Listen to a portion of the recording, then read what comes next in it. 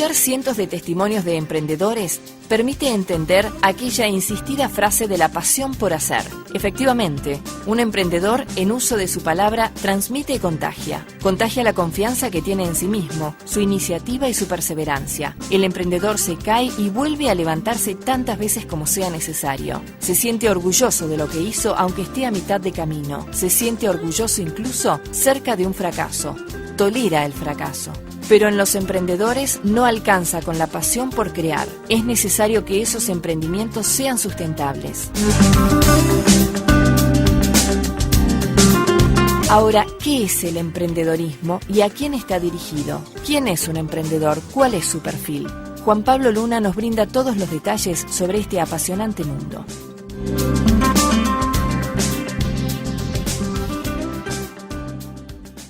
Soy Juan Pablo Luna, coordinador del Centro de Desarrollo Emprendedor del Noroeste del Chubut de Jóvenes Emprendedoras Rurales. Jóvenes Emprendedoras Rurales es un proyecto del Ministerio de Agricultura de la Nación y venimos trabajando en la región desde el año 2007. En la última década, el desarrollo emprendedor ha tenido como mucho vigor en distintos programas públicos y en distintas publicaciones mediáticas incluso, justamente porque el énfasis estuvo puesto en todos los beneficios que trae a los territorios generar nuevas empresas.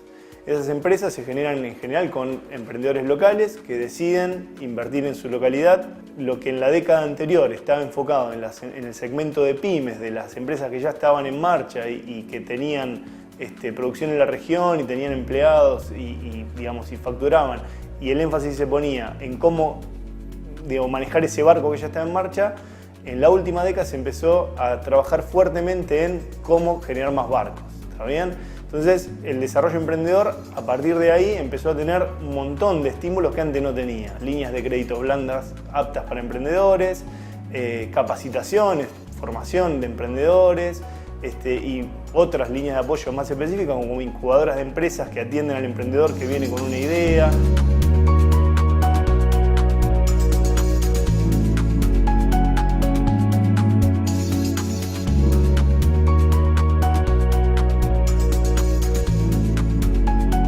La palabra emprendedor termina siendo muy ambigua, y se le llama emprendedor a muchas cosas y no siempre confluyen en una misma cosa. De hecho, el Ministerio de Desarrollo Social de la Nación tiene líneas de trabajo para emprendedores, ¿está bien? Claramente, la misión del Ministerio de Desarrollo Social tiene que ver con brindar contención social a los sectores más vulnerables de la población. Con lo cual, el tipo de emprendedor en el que está pensando ese ministerio en particular es justamente un emprendedor que sale y muy cerquita de la escala de supervivencia, ¿está bien? Cuyo fin principal del estímulo de parte del Estado tiene que ver esencialmente con que, satisfaga sus propias necesidades, ¿sí?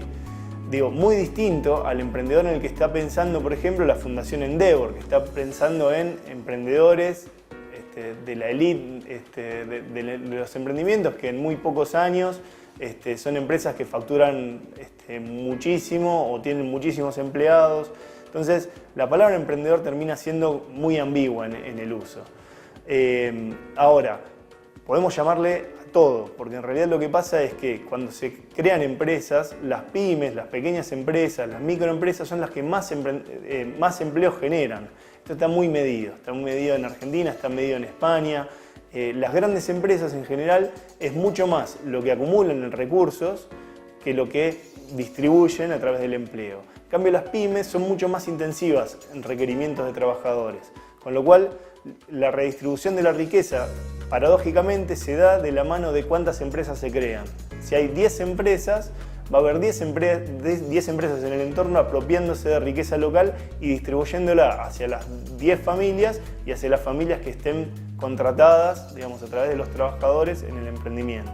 Supongamos que esas mismas 10 familias están empleadas en una gran empresa, la dinámica es otra. En general, vivimos en el mundo, de corporaciones multinacionales, etc. La riqueza se genera, pero no queda en el territorio, sale hacia otro lugar. Una familia que funda una empresa, trabaja en el lugar, gasta la plata en el lugar, es una dinámica completamente distinta. Entonces, el desarrollo emprendedor genera, como una de las externalidades positivas, la generación de empleo local.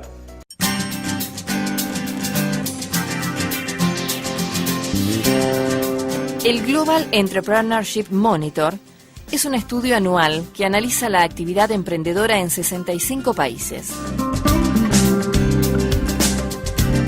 Una de sus conclusiones, presentada en el capítulo El emprendedor en la Argentina, señala: el índice total de la actividad emprendedora fue del 16,5% en el año 2008. Esta tasa ubica a la Argentina entre los 10 países más emprendedores de todos aquellos que participan en la muestra.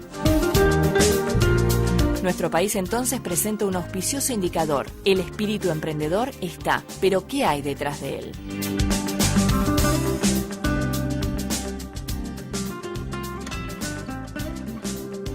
La pregunta de quién es el emprendedor se viene haciendo, digamos, en la teoría del emprendedorismo desde la década del 60 aproximadamente, donde se empieza a agarrar algunas luminarias emprendedoras, grandes emprendedores, y se los analiza. Digo, en general tenía que ver con un estudio casi psicológico del emprendedor. Es decir, bueno, a ver, no sé, un emprendedor famoso, ¿qué aptitudes tiene? Entonces iban haciendo un checklist. Entonces, no, tiene la capacidad de fijar metas, tiene la capacidad de ser perseverante y no caer ante los obstáculos, tiene la capacidad de persuadir a otros de que lo que hace está bueno. Digo, tiene una serie de capacidades, y esas capacidades en la jerga se le llama competencias emprendedoras, es decir, lo que te hace competente para ser emprendedor. Las puede tener un emprendedor, alguien que funda una empresa, las puede tener un deportista, las puede tener un artista, ¿se entiende?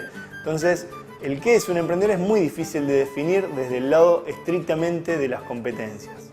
Entonces, ahí la pregunta se transforma, en lugar de qué es el emprendedor, cómo surge el evento emprendedor o cómo el contexto influye, digamos, en este sujeto que termina fundando una empresa. Y ahí lo que, digamos, un teórico que se llamó Shapiro decía es: en algún momento en la vida al emprendedor le ocurre algo que lo saca de la rutina, ¿sí?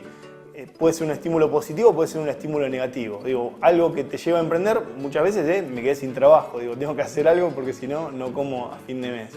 Un evento positivo puede ser: me recibí, tengo el título, ahora soy ingeniero en tal cosa, voy a hacer algo en mi rubro. Pero esa disrupción, digamos, ese quiebre de la rutina que me lleva a emprender, es lo que termina, validándome como emprendedor. ¿Quién es emprendedor? Aquel que hace, aquel que funda una empresa. ¿Está bien? Volvemos a lo que charlábamos en relación a el tamaño, o a qué se le llama emprendedor, o a qué se le llama una empresa. Y ahí tenemos todas las diversidades, desde las microempresas hasta las empresas que surgen y nacen orientadas a un mercado global.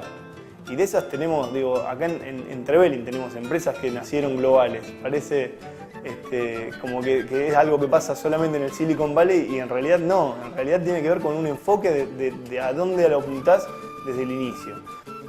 Lo más importante que tiene una empresa no es ni el producto que fabrica, ni el mercado con el que está vinculado. Lo más importante que tiene la empresa es el equipo emprendedor. No es siempre fácil definir el perfil de emprendedores de la región, aunque en general los emprendedores de la región acompañan el perfil productivo de la región. Eso es lo que termina pasando. Parece un trabalenguas, pero no lo es. El nacimiento de empresas está asociado a qué pasa en el entorno. Lo que termina pasando es que el emprendedor replica lo que ve en el entorno, lo cual no siempre está bueno.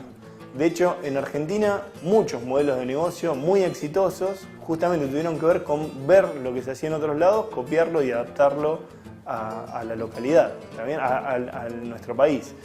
En nuestra zona, la mayor cantidad de los emprendedores están ligados a las cadenas agroganaderas en general, y ahí, digamos, tenemos desde la cría de ganado de distintos tipos, ovinos, bovinos, está empezando a despegar los porcinos, por ejemplo, más a la meseta los caprinos, y todos los servicios y los bienes que están ligados con esa cadena.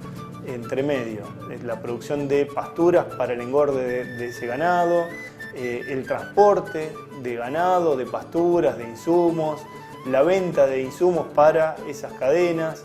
Está todo relacionado con esa gran cadena. Como un subeje, digamos, bastante fuerte, la producción frutihortícola, particularmente de frutas finas en el noroeste de Chubut, también, digamos, ha tenido mucho despegue. La producción hortícola está teniendo un despegue ahora, digamos, casi contemporáneo, y esto no es menor, esto que yo decía de traer lo que se ve en otro lado. Quienes reactivaron, por ejemplo, la producción hortícola en el valle inferior del río Chubut, en el cordón periurbano de Trelew, son familias bolivianas, ¿sí? Digo, no es menor esto, porque tiene que ver con eso, digamos, con un saber hacer que no estaba apropiado localmente. Ellos sabían trabajar la horticultura y la gente en esos campos hacía pasturas, ¿sí? Y sin embargo, digamos, hay aptitud para hacer producciones hortícolas y de escala, incluso en la meseta central de Patagonia. Tenemos muy buena tierra, en general son tierras con poca agua, pero a muy pocos metros bajo tierra tenemos agua, con lo cual, digamos, insisto con esto de el cambio es cultural, digamos, el cambio no pasa por ningún otro lado que por nuestra mente. El turismo también fue como un fenómeno creciente, sin embargo, el turismo está muy anclado, a ver, llamémosle el emprendedor turístico prototípico de nuestra zona. ¿Qué hace? Funda una empresa ligada a alojamiento, ¿no es cierto? Entonces está muy ligado a eso. Pongo una cabaña o hago un departamento en el patio de mi casa, y ahí tenemos la mayor cantidad de empresarios turísticos están en ese segmento. Las empresas más dinámicas, sin embargo, no están necesariamente en ese segmento y son las agencias de viajes o las agencias de turismo que ofrecen otros productos. En definitiva, el turista no viene a dormir, digamos, en nuestra zona, viene a hacer un montón de actividades y tiene que dormir, por eso consume alojamiento. Siempre está la discusión en los territorios de cuánto aportan, en definitiva, al erario municipal las empresas locales. Lo cierto es que las finanzas públicas en general son como muy grandes y muy diversas. Y muchas veces no se puede pretender cargar en un sector específico, pongamos turismo, pongamos el sector agropecuario, la presión que tiene el monto que yo necesito para que mi municipio funcione. Esa es la base. Las producciones concentradas, cuando digo producciones concentradas, en general son las producciones, digamos, que tienen una infraestructura fuerte, y acá en la provincia tenemos 3 o 4, el petróleo es una de ellas, en las provincias del norte, digamos, los pools de siembra, digamos, tienen que ver con esto también, aportan de una manera concentrada, por decirlo abiertamente, tienen un nivel de aporte mucho más grande que la suma de todas las pequeñas empresas de esos territorios, ¿no? Lo cierto es que la única ventaja no tiene que ver estrictamente con el aporte. Primero, que si yo logro que esas empresas sean más rentables, el Estado se beneficia justamente con esa rentabilidad. Lo primero que tenemos que tener en cuenta es que alguien que funda una empresa, aunque solamente le dé de comer a su familia y tribute muy poco, deja de ser una carga para el Estado. Ese es el primer beneficio de una empresa de cualquier escala. De ahí para arriba todos son beneficios. Cuanto más factura una empresa, más tributa. Cuanto más factura una empresa, generalmente necesita capacidades productivas más grandes y muchas veces está asociado con generar empleos para otros. Entonces, no creo que la discusión justa para el emprendedorismo sea las producciones concentradas o las producciones diversificadas con muchas empresas. Creo que en realidad lo que sucede en el territorio es que conviven las dos dinámicas. Ahora, no nos quepa la menor duda que a mayor empresarialidad local, y sobre todo a mayor empresarialidad local con una proyección de empresas dinámicas, al territorio le va a sentar mucho mejor y va a vivir el territorio, digamos, en una realidad distinta. Va a haber más empleo, va a haber más contribución a las finanzas públicas y va a haber además una oferta diversificada de productos. ¿Qué pasa cuando un producto termina su ciclo de vida? La discusión típica en Chubut es qué pasa cuando nos quedemos sin petróleo, ¿no es cierto? Tener un tejido productivo diversificado, es decir, que no depende de que le vaya bien a una sola actividad, es un bien en sí mismo.